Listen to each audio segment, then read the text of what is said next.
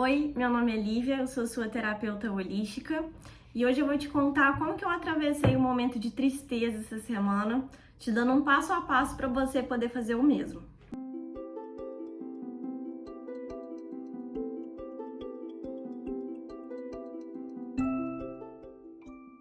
Nem sempre a tristeza tem que ter um motivo. E eu comecei essa semana me sentindo muito triste, processando umas verdades mais profundas dentro de mim e aceitando as mudanças que essas verdades estavam trazendo para minha vida. Inclusive, a função da tristeza é exatamente fazer a gente processar verdades mais profundas dentro de nós. Por isso que é tão desafiador lidar com a tristeza.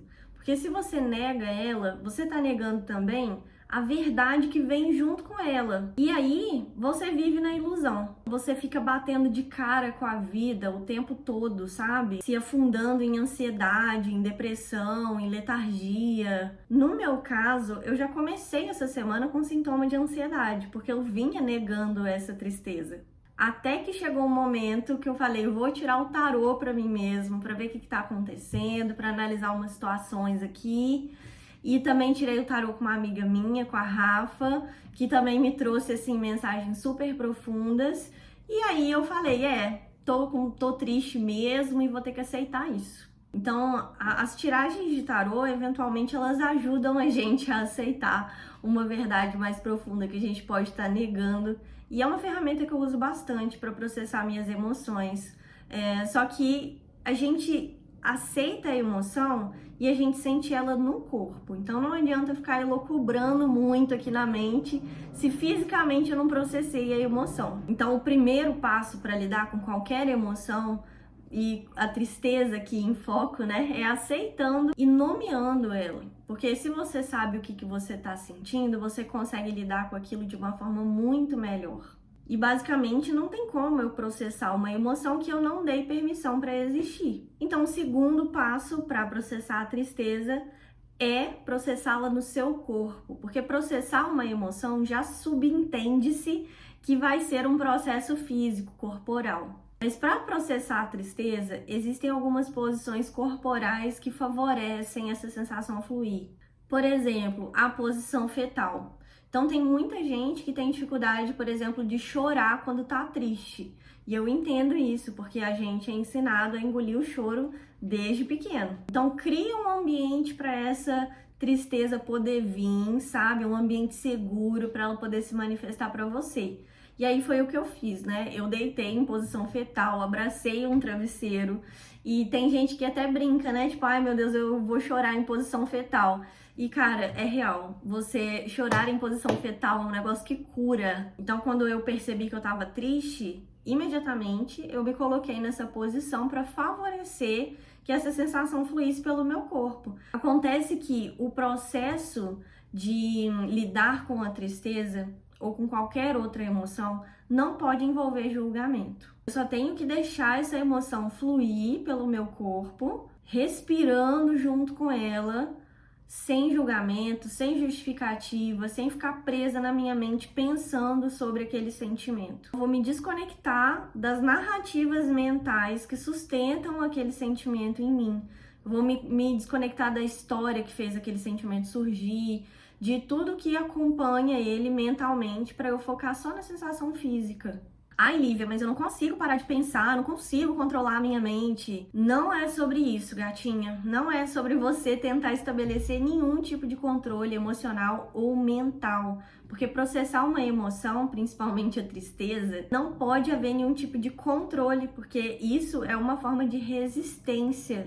Então, se você tem dificuldade de realizar esse segundo passo, de sentir a sensação física do sentimento no seu corpo, você tá acostumada a reprimir seus sentimentos, você não sabe como sentir suas emoções. E no meu curso básico de inteligência emocional, tem meditação guiada, tem todo o conteúdo necessário para você desbloquear o seu emocional. Agora, o terceiro passo, ele já é algo mais particular, que é inserir o fator espiritual do processamento emocional. E ele não é obrigatório, então você não necessariamente precisa de um fator espiritual para te ajudar a processar uma emoção. Mas eu te garanto pessoalmente e também com referências bibliográficas que se você tiver a força da sua fé ali te ajudando naquele momento, vai ficar muito mais fácil. Na minha visão, a força da fé em uma inteligência superior que te ama incondicionalmente é uma força que vai te deixar capaz de superar quase qualquer coisa na sua vida. E eu tenho o costume de orar. Então, depois que eu já estava lá em posição fetal, já tinha cumprido o primeiro e o segundo passo, eu não fico racionalizando as coisas quando eu tô sentindo meus sentimentos, tá, gente? Só pra deixar claro, eu faço isso já de forma intuitiva, porque já peguei a prática. Mas naquele momento eu comecei a orar.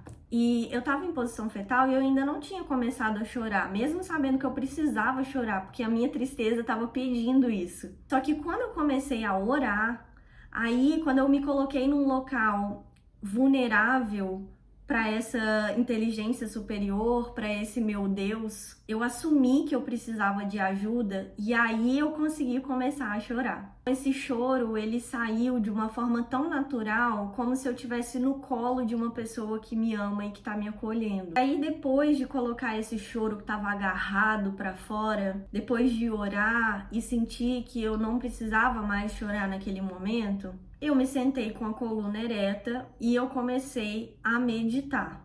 Isso significa que eu comecei a me desapegar dos meus pensamentos, a focar nos meus sentidos, tomando consciência do meu fluxo mental sem me envolver com ele e focando no que estava acontecendo ao meu redor. E aí vem o quarto passo, que são as frases de afirmação. Elas são muito especiais quando a gente está processando a tristeza, porque a função delas é que você ouça de você mesma aquilo que você sempre quis ter ouvido das pessoas que você acreditou que mais te amaram na vida, sabe? Mas ficou te faltando. Então, o que você gostaria de ouvir naquele momento para você se sentir amada? Você vai dizer para você mesma em voz alta. Só que esse quarto passo, ele não vai funcionar se você não tiver processado esse sentimento no seu corpo antes. Então, eu comecei a dizer em voz alta algumas frases que para mim significavam uma prova de amor para mim mesma. E eu falei algumas coisas do tipo: eu vou cuidar de você como ninguém nunca cuidou antes. Você é a coisa mais importante na minha vida e eu nunca vou te abandonar. Eu vou te dar tudo o que você precisar hoje, não importa o que seja.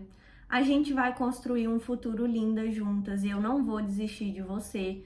Eu não vou desistir dos seus sonhos. Porque a tristeza, geralmente, quando a pessoa se confunde com essa emoção, ela tem vontade de desistir. E é importante você dizer frases de afirmação que vão te provar que você vai continuar se amando, mesmo sentindo aquela dor. Então, aquela dor não é o suficiente para fazer você odiar quem você é. E quando eu começo a falar essas palavras de afirmação pra mim mesma, o choro às vezes já vem automaticamente. Se tinha mais alguma coisa pra chorar, é naquele momento que o choro vem. Lembrando que não pode ter nenhum tipo de julgamento nessa etapa, porque eu sei que eu passei por isso, algumas clientes minhas já passaram também, de estar falando as frases de afirmação e começar a sentir vergonha ou culpa, porque vai começando a se julgar por estar falando aquilo em voz alta. E isso torna o processo muito mais complexo, então suspenda o julgamento. Ele pode até passar pela sua cabeça, mas você vai deixar ele embora. E aí vem o quinto e último passo para processar a tristeza, que é se conectar com a sua necessidade naquele momento. Então não adianta você fazer um monte de promessa de que você vai se cuidar, de que você vai se dar tudo que você precisa, se você não vai cumprir. Então esse quinto e último passo é você entender que por trás de toda emoção existe uma necessidade e você é responsável por encontrar uma fonte segura para sanar essa necessidade. Então eu já estava ali sentada, né, meditando, então eu coloco uma mão no coração, a outra em cima do umbigo. E eu pergunto para mim mesma, o que eu posso fazer por você para que você se sinta mais amada agora? E às vezes são coisas pequenas, sabe? Você vai ouvir o que o seu corpo quer. Às vezes é só levantar e tomar um copo d'água. Às vezes é só ir lavar o cabelo, sabe? Tomar um banho, fazer alguma coisa por você para se cuidar, para se nutrir. E um passo de cada vez, você continua se nutrindo ao longo daquele dia, depois de ter processado as suas emoções. Agora, se você é uma pessoa que tem dificuldade de se conectar com as suas necessidades, com o que o seu corpo está te pedindo, com o seu autocuidado, saber do que você precisa, você tem uma propensão muito maior a desenvolver depressão, segundo o estudioso psicólogo norte-americano Marshall Rosenberg. Além disso, as pessoas que não conseguem identificar as próprias necessidades são pessoas que vivem insatisfeitas, mas elas não conseguem dizer exatamente qual é o motivo dessa insatisfação. Você já imaginou que coisa horrível você viver insatisfeita, com aquele incômodo, aquela insatisfação e não saber por quê? Naturalmente, isso vira comportamentos mais complexos e disfuncionais, tipo procrastinação e autossabotagem. E são pessoas muito mais propensas também a desenvolver dependência emocional e padrões de comportamentos disfuncionais nos relacionamentos, porque elas vão estar sempre colocando na mão das outras pessoas a responsabilidade pela própria satisfação e valor próprio. É aquela pessoa que está esperando que o outro venha satisfazer ela, que o outro venha salvar ela da própria condição de insatisfação. E quem não consegue reconhecer as próprias necessidades, paga com isso com a própria autoestima. Então a autoestima fica baixa e a pessoa não percebe que a raiz disso é que ela não consegue processar os sentimentos e enxergar a necessidade que existe por trás deles. No meu curso básico de inteligência emocional, eu também ensino como identificar as suas necessidades e comunicar elas da forma correta nos relacionamentos, para que isso não gere conflito nas relações e para que você possa se sentir satisfeita, mesmo estando ao lado das outras pessoas. Então você vai descobrir como se conectar com as suas necessidades para você poder tomar de volta o comando da sua própria vida e recuperar a sua autoestima. Para conhecer mais sobre o meu curso básico, é só clicar no link aqui na descrição. No mais, eu espero que esse vídeo te ajude a processar os momentos de tristeza na sua vida, se lembrando de que existe amor disponível para você poder passar por isso.